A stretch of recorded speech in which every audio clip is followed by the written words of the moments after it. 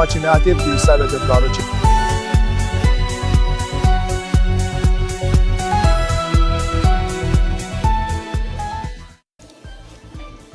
كورات سمعتنا أنا لما عنتي تفتير زلوا بزعبة إسرائيلنا في إيران عند أمريكا تفتير زلوا أبلعلي إيران إسرائيلنا كفتنا زلوا أحياء الكنات تلقم خانتران لقل زيو نزيم إبراهيم ኢራን ዓለምን ያስገረመ ታሪክ ሰርታለች። ኢራን በታሪኳ ለመጀመሪያ ጊዜ በ6 ሀገራት ላይ ጥቃት ፈጽማለች።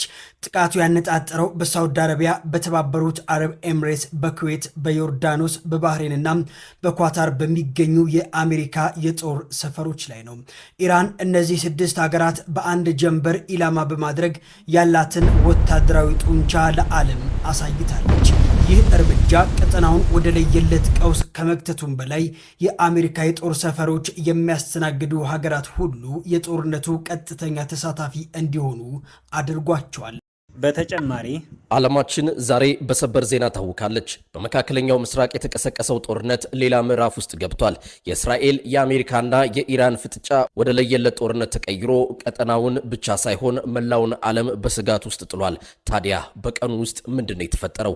ወቅታዊውን የጦርነት ትኩሳት እንዲህ አዘጋጅቼላችኋለሁ። መካከለኛው ምስራቅ በእሳት ውስጥ፣ የዓለም ስጋት የነገሰበት የካቲት 21 እስራኤል ከአሜሪካ ጋር በመተባበር በኢራን መዲና ቴህራንና በ30 የተለያዩ ኢላማዎች ላይ ሰፊ የአየር ጥቃት መክፈቷን ገለጸች።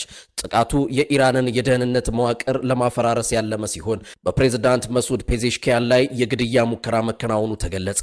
ኢራንም ለተፈጸመባት ጥቃት ብርቱ ያጸፋ ምላሽ መስጠት የጀመረች ሲሆን በርካታ ሚሳኤሎችን ወደ እስራኤል አስወንጭፋለች። ኢራን ጥቃት በእስራኤል ላይ ብቻ ሳይወሰን የአሜሪካ የጦር ሰፈሮች ይገኙባቸዋል ባለቻቸው የተባበሩት አረብ ኤሚሬትስ፣ ጆርዳን፣ ኳታር፣ ባህሬንና ኩዌት ላይ ጥቃት ፈጸመች።